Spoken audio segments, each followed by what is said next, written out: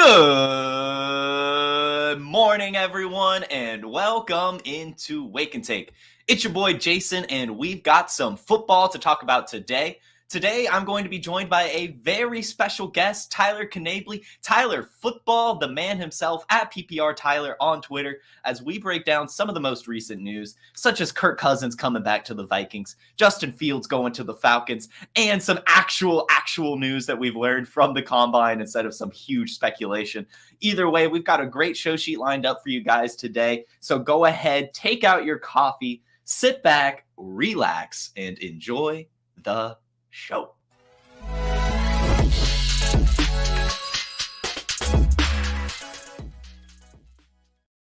And we're here. Tyler, how you doing? Doing great, baby. Doing great. It was an honor to have you on my show last night. Good. This is my first Wake and Take appearance, surprisingly enough. So this is the only day I don't work in the morning. So we get to work here and talk about some NFL news that, I mean, I felt like there's a 2-week stretch there where we're kind of deprived of some news because in between the Super Bowl and the Combine, maybe you have the Senior Bowl in there too, but there's just not a lot of news going on because there's no moves being made. But now there's potential of moves being made, which I'm sure we'll get into. For sure. And I mean, the Combine right now, of course, is what's going on. That's when these moves really happen. All the teams are there. They're all shaking hands, getting some trade ideas working, get some ideas working about their players. So we definitely have some stuff that is developing this week. Will probably fully become developed over the next couple weeks. But either way, lots of fun to talk about. And Tyler, you've already got some fans in the chat. Anthony says TK Day. So that's awesome. Good morning to you, Anthony. Glad to see you here in the chat yet again. Let's get rocking and rolling, man. We'll start with the first thing. Everyone's like, what do you mean Kirk Cousins is returning to the Vikings? How do you know that? There's no news out there. Well, Kirk Cousins posted to Instagram yesterday a picture of him getting a brand new grill. And basically at the end says, I know Jay Jettas approves, tagging Justin Jefferson. And then Justin Jefferson replies saying, next, we got to get you a diamond one. So when you see this, what are kind of your first thoughts, Tyler? My first thoughts is that if you remove the dentist guy from the picture and the caption, you just think his teeth are rotting. Don't they just look like it doesn't? I don't like George the Washington grill whatsoever. It looks like he's doing his best George Washington impersonation. Like it looks like disgust. I don't like that color. I don't like I get that it's gold. I get that it's a grill, but even Jettas said it. Now we got to get you diamond ones. Like I don't think Jettas is rocking a gold grill either. Maybe he is, but it's more like this is like matte gold, not like shiny gold. At least make it shiny. Isn't that the whole point of a grill, for it to shine? It looks like he has rotten teeth. Yeah, well, we did do some research here, and we found out that this person that he got the grill from was doing a sale, so all of his grills were 30 to 50% off this week. So it sounds like Kirk Cousins just wanted to go get a grill done on the discount. But I just think when I see him tagging Justin Jefferson, still playing around with him, I really do. And I've been saying it for weeks now. I really do believe Kirk Cousins returns to Minnesota. It just makes too much sense, especially as we see these developments of other quarterbacks, Russell Wilson to Steelers becoming more evident, Justin Fields to Falcons becoming more evident, and Kirk Cousins coming off an Achilles. It's going to be hard for him to command any money on the open market. I really do think he ultimately returns to the Vikings. Are you kind of in that same thought?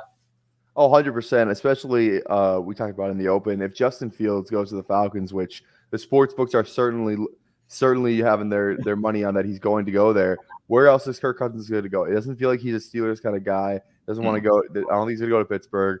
New England, definitely not. What are the other open spots? Like it's Raiders. He's definitely not going to the Raiders. Like just the more spots like that just fill up, the better for the Vikings because they want to get a discount. They don't want to pay this guy a ton of money, and the only team that really feels like that was gonna throw money at Kirk Cousins is Atlanta. Now Atlanta can still do that. Nothing is official with the Justin Fields thing, but it certainly feels like the wind's blowing that way. I will say though, like these sports books, I remember betting on the NFL draft last year, and Will Levis was like minus 700 to go in the top 5. And he didn't even go in the first round. So I think it's a little overstated, the whole sportsbook thing, just from that instance alone. Like you got to think the sportsbooks know something, but it turns out they knew nothing at all. So I think it's still very much up in the air with Justin Fields to Atlanta. For sure. Well, let's go ahead and move into it, because I mean, this is something I've been manifesting on this show. I looked it up on our Twitter account yesterday, and on September 23rd last year, we have a tweet from Wake and Take. Justin Fields will be an Atlanta Falcon in 2020. Love it. That's how long I've been on this train. And I'm going to play a video for the audience in case everyone hasn't seen it yet, but it's been circling around the Twitter sphere. It's a video posted by Justin Fields' manager. And it's basically him kind of freaking out, and you can hear something pretty special said behind the camera. So let me go ahead and share my screen. Here we go. Let's play it.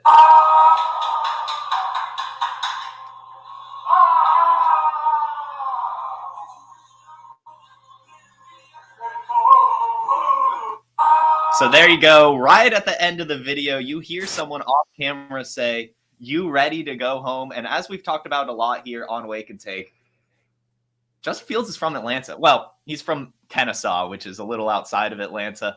But if you know anything about Atlanta geography and the metropolitan area, it's that it's a huge, sprawling city. And anyone within 40 miles of Atlanta says they're from Atlanta, even if they're not. So either way, really good homecoming from him. And we have another quote from Raheem Morris yesterday at the combine that said that the Falcons' main goal in bringing in a quarterback is someone that fits Atlanta. And I can't imagine any player fitting Atlanta more than Justin Fields, a guy who's literally from right around the corner. Let's hear your thoughts on this, though. So if you guys don't know anything about me, I'm the biggest Falcons fan ever. I might be the most tapped into this situation. I hear it all. I see it all. I'm really tapped into who the quarterback is going to be for the Falcons next year in 2024. And Justin Fields, like it feels like he is like the fit, because they said Raheem Morris at the combine has said 3 separate times. It wasn't just one interview. It wasn't 2. It was 3 separate times that he wants a quarterback that fits the city. Now, which quarterbacks fit the city? If we're just looking at like excluding the draft, we're looking at the free agent market. Russell Wilson, 100% no, does not fit the city. Kirk Cousins could. Kirk Cousins, I think, could sneakily like. I think Atlanta. I'm not from Atlanta, but I've been there a bunch of times. I think Atlanta would embrace Kirk Cousins, 100%. And then obviously the guy that's from Kennesaw, as you mentioned, Justin Fields. Like, he feels like a perfect fit. It's so funny how much he feels like kind of this Vic 2.0, where like the rushing's unbelievable. He's probably the best rushing quarterback in the league. I think you could maybe make a debate for Lamar and Josh, but I mean, I think just as a pure breakaway ability, like Justin Fields feels like Vic. Like, that's just what he feels like. And the passing's a little meh, but then like you see these stats. Like I saw some stats yesterday where like Justin Fields' 2023 season and Mariota's 2022 season, just the passing stats combined, they were eerily similar, which is very scary. But then you look at like the Justin Fields comparison to Lamar's stats this year, little bit worse, like touchdown to interception ratio, but like almost everything else was like the same or better, which is kind of crazy. So you can play the side-by-side stat comparison game all you want, but my just overall thoughts, if he goes to Atlanta for fantasy, I think it's good. Like, it's got to be better than Ritter. I think the play calling matters a ton. I think Zach Robinson, but he's going to bring over that McVay type of offense, that type of system. So I don't know, man. It just feels like it's good for Fields. People are saying how it would be bad for like Drake London, who's probably their best pass catching option there. But like, look what DJ Moore did last year. He was like, what, a top 5, top 10 scoring wide receiver in fantasy, like huge steal in the draft. Like, it's not like he can't support these fantasy like options. Cole Kmet was pretty good at tight end too. So I think with the improvement in the play calling and just the better weapons he would have in Atlanta, I think it's a rising tide raises all ships kind of situation there if you were to go there. Definitely, yeah. I can't imagine really a better quarterback to go to Atlanta that's available on this market, and I would be ecstatic. I've been stacking up on Justin Fields rookie cards, just hoping for the day. And just one last thing on this, I know you mentioned that the sports books don't necessarily know anything. That's true, but DraftKings has removed their next team odds for Justin Fields. Like, you can't even bet on it anymore. And then the only places you can find any information on Justin Fields' next team, Falcons are the favorite by minus 250, and no one is even above plus 250, and that's the Bears. And we all know at this point he's not returning to the Bears. We know it. It's not happening. Yeah, and the thing about that, the minus 250 thing, the category is where is Justin Fields going to take his next snap? It's not even like the next team, like next if he switches teams, it's next snap, and he's already he's favored over the Bears, which is kind of crazy too. So yeah, so I think it's all but basically locked in at this point. I'm sure that the Falcons maybe still want to go through their draft process and maybe do some due diligence on JJ McCarthy. So Anthony asks, what are your thoughts on JJ McCarthy? I guess we've already talked about Justin Fields. We both love it. Do you think JJ McCarthy would be a good option if it's not Fields?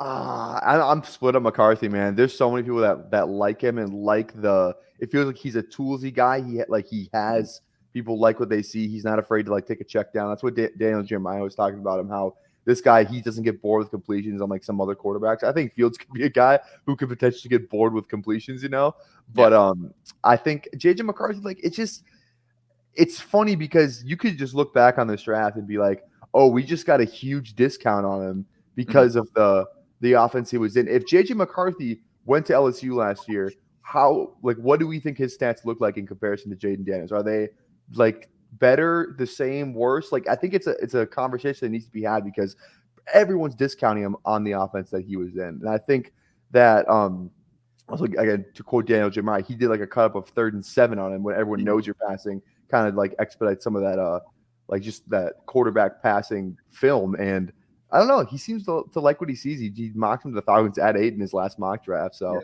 I don't know. I'd be in on JJ McCarthy. I'm not this bullish like go get JJ guy, but I think if the NFL is this open on him, they know what they're talking about. So I think it'd be foolish of us just to write him off because of what we saw like in the Bama game, which is like the Bama game was like everyone like didn't like what they saw, like, even though they won the game. It's like this guy's an NFL quarterback, like he didn't win them that game. So I think it's interesting, but I'm there on JJ, just not overly bullish.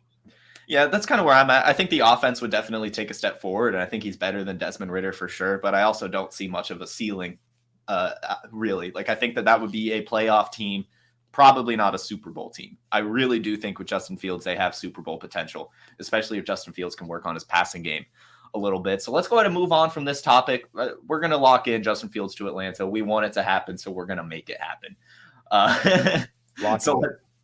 We'll talk about the Combine. There's a few interview stuff. We talked about a few yesterday on the show, but there's always something going on at the Combine. So yesterday we have a few big quotes from some important people around the NFL. We'll start with Colts general manager Chris Ballard. He said 2 things. One, he said that they're not going to rush Anthony Richardson back from injury. He said that he's learned his lessons from Andrew Luck and really doesn't want to go through that again, which I think is fair. I don't think that means anything about Anthony Richardson not playing week 1. I think it just means that, we might not see him at training camp, maybe not in the preseason, but I do still think A-Rich will be good for the regular season. And I do think it's good news that they're not rushing him back from injury, especially since he got injured, and then got injured, and then got injured again. But do you have any positive thoughts about not rushing Anthony Richardson back, or even some negative thoughts?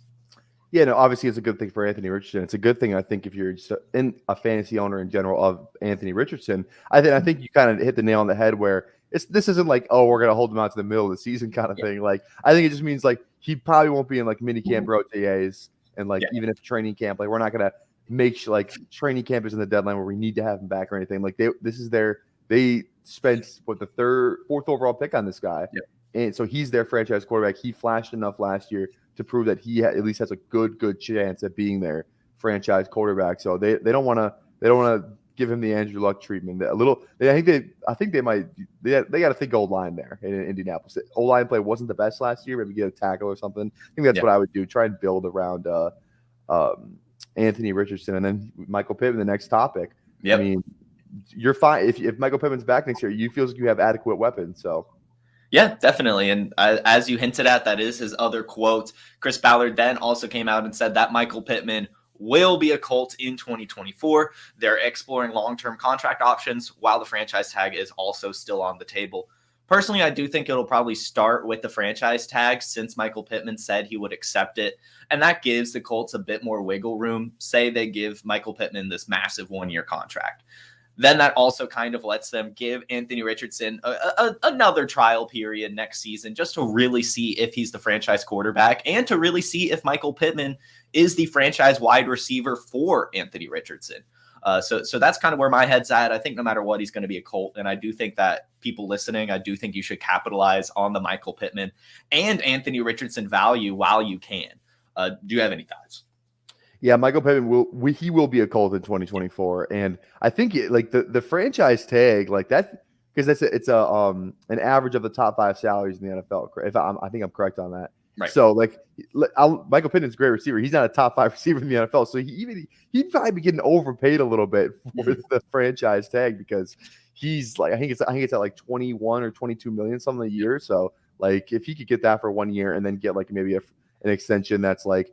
Maybe he feels like I guess with the salary cap increase, maybe it's a little more now, but like 15 to 16 to 17 million, that kind of feels like the kind of receiver that he is. I don't know if I don't think I'd give him top 5 receiver money, even when the next wide receiver contract is supposed to like reset the market. But Michael Pittman is not a reset the market kind of receiver. He's a really good receiver, could be a quality one on a good team, but he's not Jefferson, Hill, Chase, none of those guys. So yeah, I am definitely with you there. But he will be a Colt next year, and he's still going to score a crap ton of fantasy points. Yes. The next person I want to talk about is Falcons head coach Raheem Morris. We already mentioned the quote about them wanting to get a quarterback that fits Atlanta, but we also had a fun tidbit just about the person he is, and apparently he watches Die Hard before bed every night.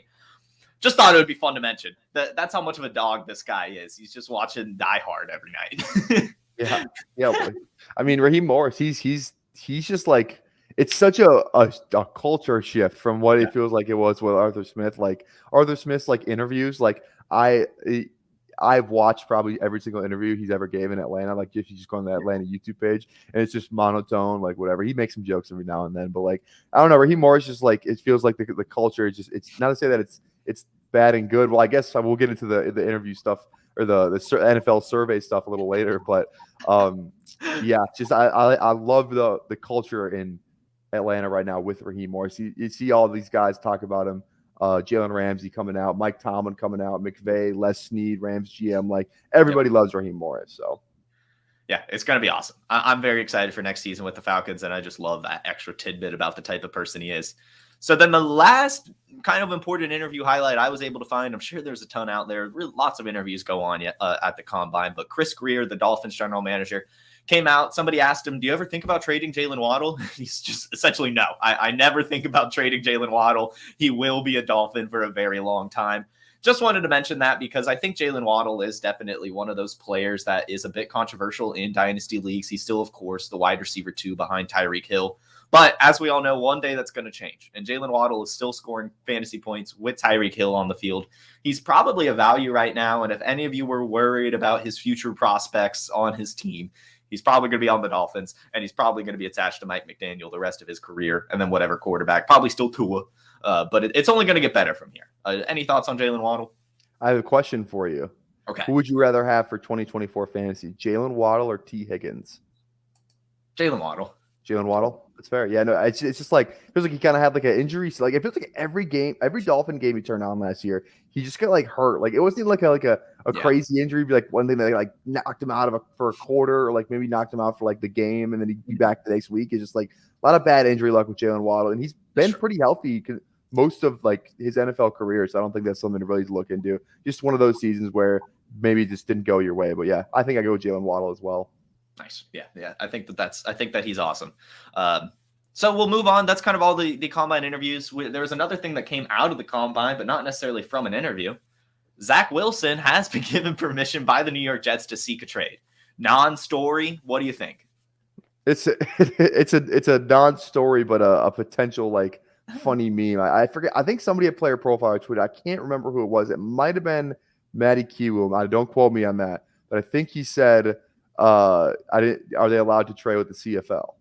Exactly. I don't remember if it was him or not. I can't exactly remember, but it was a funny tweet. Like, who's trading for Zach Wilson? Like, it's some team will do it because he's a second overall pick, and like the Jets are a poverty organization as of right. Like as of this moment right now, they haven't done anything in 15 years. So I think someone will do it.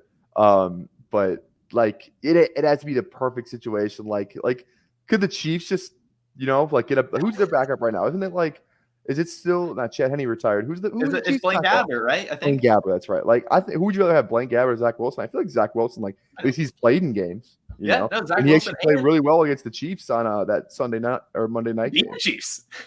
Beat the Chiefs. Exactly. So well, and when Zach Wilson was coming out, everyone was calling him the next Patrick Mahomes.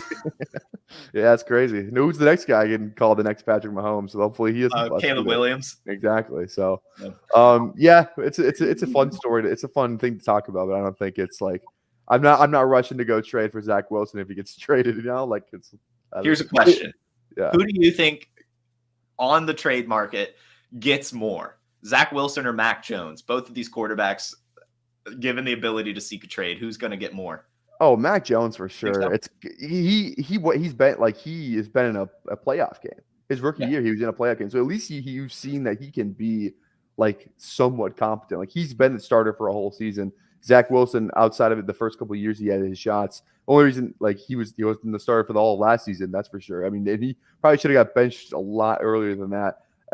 Totally off topic, but I still never understand why the Jets didn't bring in Joe Flacco. They had him in the year before. I'll never understand why they did not bring in Joe Flacco. Or just Mike White, even. Go trade for Mike White. Go get him back. Yeah, it was really, really strange Jets management over there.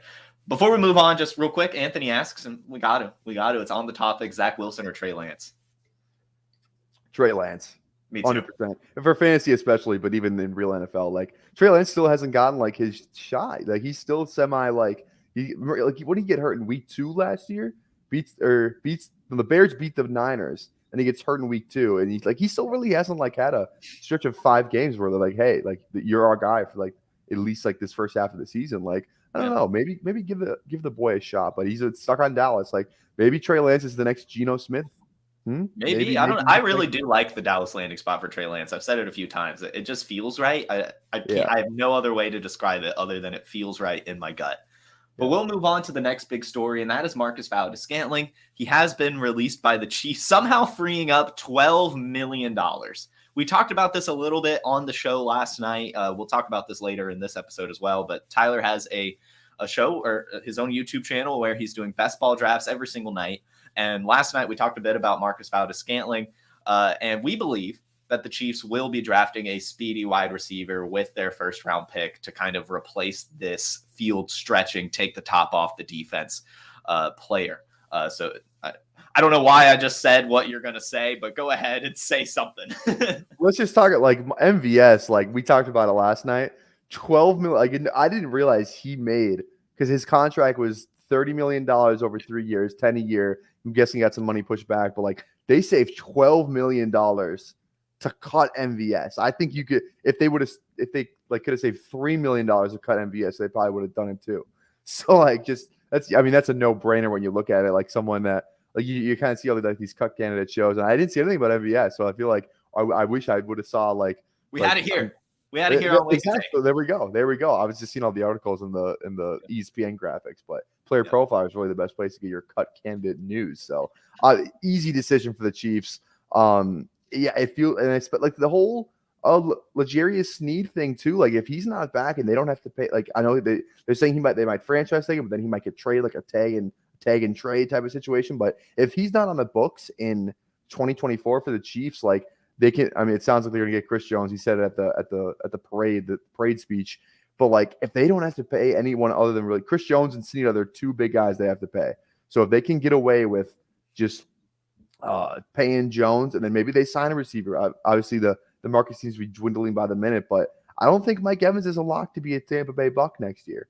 Maybe you go get Mike Evans. Maybe you go get somebody like this is one place I've mocked, or I've said he needs to go. Tyler Boyd needs to go to the Chiefs.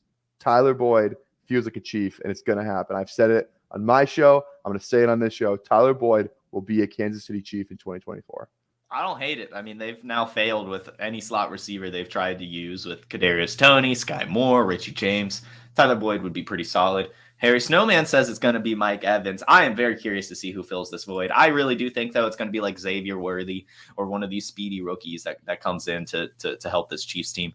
We'll move on to another draft story, and this is the Patriots. The NFL Network has reported that The quarterback that the Patriots, and specifically Bill Belichick, was interested in was Jayden Daniels. It was reported that Bill Belichick had Jayden Daniels at the top of his draft board.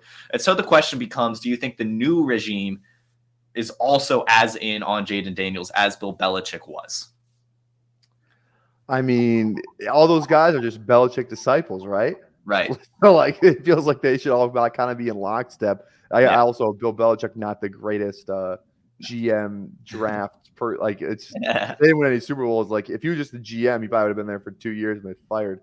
But if he wasn't like the greatest coach of all time. But I saw reports that come across my Twitterverse this morning that the Patriots are most likely taking a quarterback at 3. So, like, I think so. What are your thoughts on the quarterback at 3? Because you can make the argument. There's a lot of people saying they don't want a quarterback to go to, or they don't think a quarterback should go to the Patriots at 3 because the infrastructure is so bad. You're pretty much just like putting your franchise guy in a terrible situation, could kill his confidence, kind of like a Zach Wilson situation or I don't know, like a Justin Fields situation. Just like terrible situation, terrible for the quarterback to develop. What are your thoughts on the Patriots going quarterback at 3? I mean, I think it's ultimately just that the decision that they should make. I know that there's a lot of people marking Marvin Harrison Jr. To go there as well. I really hope that doesn't happen because I think that's even more of the same story, killing the confidence of an elite wide receiver with no quarterback. At least if you get that quarterback in and the expectations are low, I think it'll be okay. And I think with Jayden Daniels, a really electric playmaker, he doesn't need all the best weapons in the world. And to be honest, Demario Douglas is a fine wide receiver. Tyquan Thornton is extremely fast, and a guy that can actually push the ball downfield might be able to unlock a Tyquan Thornton type player. So then the question really just becomes, what other pass catchers can they bring in? Can they help this offensive line? And then tight end. Is Hunter Henry scheduled to be a free agent? And I think Mike Gesicki is as well. I think that was just a 1-year contract. But either way, I think it would be fine. I really do. And I think that Jayden Daniels would be the right quarterback there. I wouldn't want to see a J.J. McCarthy or a Drake May. I would want one of these guys that can put the team on his back. I'll say, and the Patriots have $78 million to spend in free agency this year. That's all. That's the third most in the league behind. I mean, it's pretty much the most in the league because Titans 78, Bears 78, Patriots 78. So they got pretty much the most money in the league to spend on free agency, and it'll be interesting to see what. And they don't necessarily have a GM. That's the thing. They didn't hire a GM. It's the what's the guy's name? Van Pelt's the OC. I forget who the guy who's like making the draft decisions. I forget his name, but he's not even like their GM because Belichick was their GM. So they have just this guy who has never really been the decision maker in New England. All this money, the third pick, like this could either go terribly right or terribly wrong. Who knows? Yep, it's going to be fun. The quote from Gerard Mayo is, "We're going to draft a player at an important position." You could spin that as everything. If you ask Arthur Smith that question, it's tight end or running back. So we'll move on. Speaking of Arthur Smith, to the final news topic of this morning, the NFL Players Association survey has come out. They rate like workout facilities, their food. I mean, really anything that has to do with a team. And the topic we're going to talk about is the head coaching grades. Only 3 head coaches last season were given a grade less than a B-. So that basically speaks that, the players liked a lot of the coaches last year. But 3 coaches were disliked by the players in the Player Association. Arthur Smith got a C+ rating. Ron Rivera got a C rating. And Josh McDaniels got a D, which, I mean, you might as well give him an F. Terrible coaches. Makes a lot of sense. Do you think any of these coaches we see again as a head coach? I think the only one that has a chance is Arthur Smith, funny enough, because McDaniels, it's never worked out for him. He's had a couple opportunities. He was in Denver for a year, right? Remember that thing where he's going to go to Indy? Apparently, he was going to sign a contract and then I'm just going to go back to New England, whatever. Did not work out in Las Vegas though. He's done as a coach. There's no way anyone's going to hire him again. Ron Rivera, he's gotten 2 chances as well. Carolina, Washington, feels like he's kind of done too. I don't think anyone's going to hire him. Mm-hmm. Arthur Smith is the only one where, like, if the Steelers are in like the AFC Championship game and they go to like the Super Bowl or something, I think Arthur Smith gets some looks, or just like their offense looks like it's like a top 5 offense in the league. I think he gets some looks again. But yeah, Arthur Smith feels like the only one. I'm curious. I should have looked it up for the show because I just thought of it now. Where did Mike Vrabel rank on this list? Because I'm just trying to think of coaches who got fired that because like all these coaches got fired at the bottom of the list, but like what other coaches got fired is what I'm trying. Let me see if I can look it up real quick. Yeah, I'm gonna look that up too. NFLPA coach grades. That's a good question. I only saw the ones that did poorly. Let's see. Here we go. I found it. Nice. Mike Vrabel was 22. Yep. So I'm trying to think of the other ones that got fired. Brian Bill Dable ranked 15th. I think that's kind of a surprise one. He's like top half of coaches for how bad that team was. Yeah. Very interesting. Pete Carroll was 9. He got fired. Yeah. Kind of. Yeah. I think he got fired. Didn't it sound like he wanted to be back? And they're like, nah, you're good, dude. Like Brandon Staley, 20. I'm surprised Brandon Staley was in that bottom 3, actually, now that we're talking about it. So yeah. Kevin Stefanski, 27. Bottom of the league. That honestly doesn't surprise me. I'm still mad he got head coach of the year. I really think that should have been D'Amico Ryans. I really feel like he got snubbed. Head coach of the year got 27. That's dumb. Right. Anyway, I still have no idea what Kevin Stefanski does in Cleveland. Jamie, maybe you can enlighten me, but I don't think he's doing too much out there. But we'll move on to what our big topic of the day was, really, and then we're going to answer some of your guys' questions. Thank you all so much for tuning in and sticking around towards the end. As I kind of briefly mentioned in this show, Tyler has his own channel on YouTube. Go follow it. It's at PPR Tyler, as it shows, and he's doing a lot of best ball drafts, and I had the privilege of joining him last night for a underdog best ball draft. And I just kind of wanted to talk about it a bit, maybe pick your brain, anything on some values in best ball right now that you could impart onto our audience. Yeah, big value in best ball. I'll just go over some like my most players I'm excited about, players I've been drafting. Dave Montgomery is going criminally low right now. He's kind of going like in that like near like Ramondre, who like some people are excited about, but like not for the most part. But like I think the big thing just if you're going to do a best ball draft kind of right now, like right before free agency, is you can get some huge values on especially the rookie running backs. I know we talked about it on the show last night, but the rookie running backs is 100% a tier you can exploit. I think Jonathan Brooks goes in round 11, but like the guys like Corum, Trey Benson, Braylon Allen, Audric Esme, Bucky Irving, all those guys go in like the 12th, 13th, 14th round. It's ridiculous. And one of those guys could be the first running back off the board, second round draft capital, could be the head of a backfield, and you're getting an RB1 with high potential in like the 12th round of your draft. Devin Achon is a perfect example of this last year. Like he was getting drafted, I think, in like round 14 to 15 last year, and he absolutely explodes. So there's so much good value to be had, especially at the running back position. The top end receiver position, you're not really getting that much of a discount, but like those middle receivers like Franklin, like Adonai Mitchell, like Xavier Worthy, you're getting really good discounts if you like any of those guys. So rookies, I think, is definitely the way to go. It's the way you're going to get the most value, but I think you kind of have to draft a couple of teams or just get really lucky on who you take, because my philosophy is kind of you want to take most of all, or not, if not all these guys, but you might get like you're not going to hit on every single one. It's just a matter of time. It's not a matter of if someone's going to hit. It's just which one it's going to be. So I think you just got to draft a lot of them. So.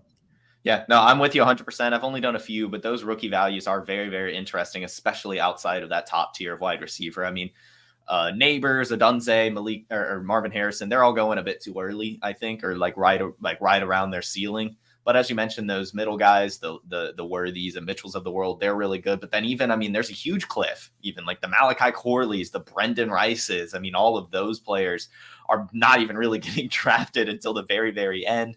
You mentioned some running backs. I mean, Kamani Vidal, he literally was second in NCAA rushing last year. Cody Schrader was third. I mean, these people aren't even getting drafted, and they have tons of potential to be NFL backs next season. So go start doing your best ball drafts. I think the one right now is $10, but I'm sure they'll bring back some $3, $5 ones as well. We love our friends over at Underdog. Great stuff going on there. And make sure you go check out PPR Tyler on YouTube. Check out the draft from last night. We both drafted. We both ended up with some really good drafts. I had a Jalen Hurts, AJ Brown, DeAndre Swift, Dallas Goedert squad, and you had a Chiefs squad. You got Rashee Rice, Xavier Worthy, who I think will go there, and Patrick Mahomes. So we both got some good teams last night. Very fun draft. Go check that out for sure. But let's go ahead and move on to some questions. There's a lot of them in the chat today. We are popping off today. Thank you all so much for tuning in on a Thursday morning. We'll scroll all the way to the top. And we have, is it time to cut bait on Bateman? Is a future third enough? Bateman, let's talk about a guy you can get criminally low in best ball drafts right now. I think he's like an 18th round pick. You can get Bateman like for free. And you hear the quote, John Harbaugh, Bateman's going to be more involved next year. But I feel like we've kind of heard that a couple times. I feel like he said that last year. He definitely said that last year. But if Odell's gone, it's if they don't bring anyone else in, it's just Flowers, Bateman, and Mark Andrews. I can 100% see it. I mean, there's just some people who will never quit Bateman. I don't think you can cut Bate. I don't think a future, maybe if it's like a 301, I would consider it just because this class is, you could probably get Bateman value at the 301 in rookie drafts this year because the receiver class is so deep. You could probably get a good receiver at the 301 or just like like kind of a mid-tier running back. But I don't know, man. If you can get like the 301, yes. If it's just a random like mid to late third, I would stay with Bateman for one more year. It's not like his value is going to go down any lower than it is. So you might as well just maybe I think next year's the last year of his contract. I can't imagine they're going to pick up the option on him. So maybe he goes to free agency, maybe ends up on a different team. I would stay with him for at least one more season, see what happens next offseason. Yeah, if I'm cutting bait on Bateman, which I don't necessarily think is a bad move, I want a pick this year. So if it's a third this year, I might even say a fourth this year is fine, but I'm not trying to wait for a 2025 pick. I think that the potential for Bateman is still technically there. I do think the Ravens, if they let Odell go, will probably still add another wide receiver. I don't think they want to go out there with just Bateman and Flowers and Mandrews, who keeps getting injured. So that's kind of my only concern. And I feel like we would have seen something from Bateman last year, especially in like the weeks Odell was hurt and Zay Flowers missed a game, and we still saw nothing from him. So I think if you can get a pick this year, do it. But if not, just hold on to him and see what happens. Let's see. We'll move on to the next question. Considering I saw Brendan Rice at the Senior Bowl, what's the difference between him and Rome Odunze? Brendan gives me we have Rome Odunze at home vibes. I think that's probably the nail on the head. I do think Brendan Rice has a ton of ceiling. I really, really do. And he's being valued way, way, way less than Rome Odunze. So I really do think that Brendan Rice will be someone that's a value in our fantasy drafts. One thing I saw from him at the Senior Bowl was he's probably one of the better route runners there. He was consistently winning in all quadrants. And he's only like 6'1", 210 pounds or something like that. But he looked taller. He looked faster. He looked stronger. Like the way he plays is really, really impressive. I know he only had like 700 yards last year at USC, but he still scored like 12 touchdowns. He was getting it done. He was getting it done at the Senior Bowl. I actually put him on my all Senior Bowl team ahead of Ladd McConkey. I really do think he's someone that's going to be impressive. And I mean, his dad being Jerry's going to help his draft capital. It really, really will. I don't think he'll ever be a Jerry Rice or even anything close. The player I've been saying, I know it's a hot take, is T. Higgins. I think that's his ceiling for sure. What do you have any thoughts on Brendan Rice or even Rome Odunze? Yeah, Brendan Rice, a guy I definitely love. Kind of feels like a Mike Evans, like not like obviously I'm not gonna say it's a Mike Evans like player comp, but like the build comp, like the body frame comp. Kind of feels like Mike Evans, taller, a little bit more skinny, but physical wide receiver. Obviously, you mentioned the name value. You know Jerry Rice is going to be going into John Lynch's office. Hey, man, draft my son. Yeah. We need him on the Niners. And, like, they got room to take, like, because Brendan Rice probably projected maybe late day 2 or early day 1, like day 3. So I think that feels like a shot that the Niners could take on Brendan Rice. But yeah, I like him as a prospect. Definitely a guy I've been drafting in late best ball street. So maybe he'll go to the Chiefs and they'll have both the Rices. It's whoever goes to the Chiefs is just gonna pop off. It's Chuka asks, what would you try to trade Ramondre for? Picks, which vet? I might just hold Ramondre if I'm going to be honest with you. I feel like his value is a little strange, but what do you think? It is a little strange for sure. I think if you can sell Ramondre like from last year, 2022, you could sell that version of Ramondre. And if you can get anything, I think like a late, if you could, I don't think you like, this is not fair value, but if you could somehow like finesse your other managers in your league and get like a late first for Ramondre, 100% do that. But otherwise, I think fair value for him right now would be somewhere around like a mid-second, if super flex, like a mid-second, I would say. Because you could still get a lot of really good players from a mid-second perspective in a rookie draft. But Ramondre feels like his best fantasy years are probably behind him. I think last year and the year before were kind of like going to be his best years, especially the way the offense is projected to be now in New England. Maybe they got the money. Maybe the Texans from from last year. Kind of a similar situation, terrible team, picking high in the draft, but maybe they're just a quarterback away to really turn that thing around. But who knows? Yeah. I'm not really sold on Ramondre, though. Yeah, I mean, I think that's why I want to hold him, is just to see what quarterback they bring in, because we know it's going to happen. And then that's just going to inflate everyone's value. And then you could probably get an early second, late first for him. I mean, we've seen tons of fantasy production from him, so I just feel like it's a lull period in his market. I wouldn't really be looking to sell unless you can kind of stay within his range, maybe move him for like a Saquon, or maybe tear down and get like a Najee Harris plus type deal, but I don't want to go too far away from Ramondre, to be honest. A best ball question for you: why is Roschon Johnson going ahead of Khalil Herbert if Khalil Herbert's projected to be the starter? I think Roschon, people like the frame more of Roschon. Roschon has like 3 down back written all over him. Khalil Herbert doesn't necessarily have that pass catching profile that Roschon has had in the past, like in college and maybe a little bit in the league. And you saw the GM speaking out about Roschon and say that he loves Roschon, but I mean, he didn't really say anything other outside that. So I think Roschon, he's just like, he's newer, he's younger. I just feel like we didn't get to see him as much as we would have liked to last year. And we've seen Khalil Herbert, he's a known commodity. So I think that kind of makes like Khalil, the only thing about Khalil Herbert is like he's going in the middle of that rookie running back range. Like he's going right around Horn, Benson, Braylon Allen, Andre Smith. So it's kind of hard to take Khalil. It's like hard to click Khalil Herbert when you have all the other shiny new toys that are right around him in the best ball ADP. So I think that's definitely a reason why he's going below Roschon. I think I'm with you there. I think that Roschon will be the lead back by the end of the year, though. I think that we were a bit too early here at Player Profiler on Roschon, but I do think stars are aligning for him to be the lead back. Where does the value cliff fall in this rookie draft? B-Ball thinks it might be the mid-third round. I honestly don't know if there is much of a value cliff, to be honest. If there is one, it might be like 105, maybe, like after Neighbors, Adunze, the 3 quarterbacks. So I guess 106. And then I think I really like, this is a very deep rookie draft class to me. I really think there's going to be value all the way through the 5th round even. So I'm getting any rookie pick I can this year. 100%. Yeah. You take like, this is probably the best year ever to have a 3rd round pick. You have to still make the argument that last year was the best year ever, but like you didn't know it at the time. Like Tank, Dallin, Puka, Nacua, guys who were consistently going in the 3rd round turn out to be great picks. But this year it feels like you want to have 3rd round picks to exploit like a guy like Javon Baker, who might go in like, depending on the draft capital, but he's been mocked kind of in the 3rd round, or like Brendan Wright's kind of like a 3rd round pick. So there's a lot of guys that people seem to just like have huge stances on who are going in the 3rd round in rookie draft. So definitely go get those 3rd, even 4th round picks. Definitely. So that seems to do it for all the questions. Thank you all for asking. Thank you all for sticking around. Tyler, thank you for joining me. This was a fantastic episode. Love to have you on again.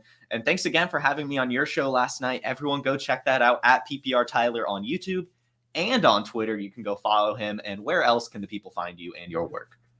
I'm writing some stuff for Player Profiler on the article section, so make sure you go check that stuff out. And yeah, streaming tonight, 5 p.m. Central Time, 6 p.m. Eastern. We're going to do another draft. Come hop in. At least come watch. Well, I'm really active in the comments because we don't get as much viewers on our channel as we do on this esteemed program. So people are comparing Wake and Take to another name with Take in the show title, but that's just what I've been hearing in the Minneapolis streets recently. But yeah, 5 p.m. we're drafting tonight. Come hang out, go subscribe, and Jason, thank you so much for having me. This is a blast. Yeah, and for those of you who don't know, Tyler is also my assistant on Twitter. So if it's not a post from me, it's a post from him. And if you see any of those funny memes, those GIFs, and anything you like, that is Tyler. He's always messaging me like, oh, like I've got a meme. Can I post it? I'm like, go for it, man. People love it. So if you're seeing the funny stuff, that's our guy right here. He's kicking ass on our social media. Really appreciate his help. Really appreciate you joining me. And audience, really appreciate you joining us. Make sure before you head out to hit that like button, and do not forget to subscribe to Player Profiler. We appreciate all your support. You all have a terrific Thursday and a wonderful rest of your week. Peace. Hey, I want to thank you for being part of this broadcast. If you have any thoughts on it, leave a comment. If you enjoyed it, make sure you leave a like. And if you want to see more shows on the Player Profiler channel, subscribe to it. That's how we know you want more.